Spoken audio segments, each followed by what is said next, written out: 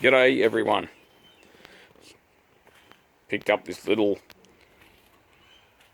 Lemair freezer. So it's got this control here. I'm not exactly sure what that does because I've never really owned a freezer before. That's obviously the thermostat, and yeah, it's got an alarm and all that for if it's high temp. It needs a good clean up. It hasn't been used for years. Like, it's dirty and it's full of spiders and stuff. But yeah, I'll just pressure clean it out. So fairly typical for what you'd expect for a freezer. That's the sensing element, bulb, whatever you want to call it. So yeah, it needs a good clean out. It's a pretty decent unit, really. So being an older style freezer, it's got plenty of evaporator coil surfaces. So we've got more coils in there. I've had it running briefly. Where are we? So it's running 134A, 105 grams.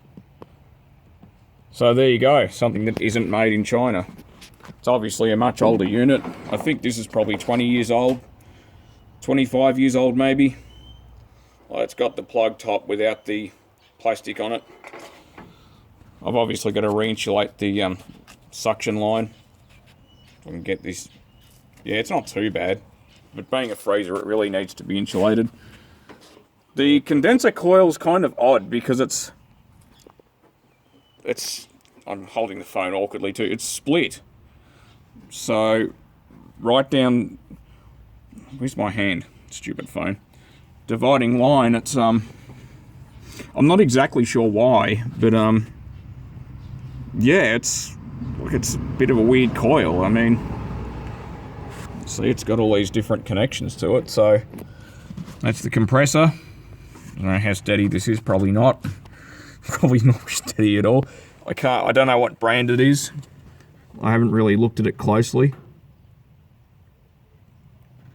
Made in Belarus, so it's a nice little freezer. Needs a good clean up. So yeah, just kill myself in the car. Just a brief look at a little freezer.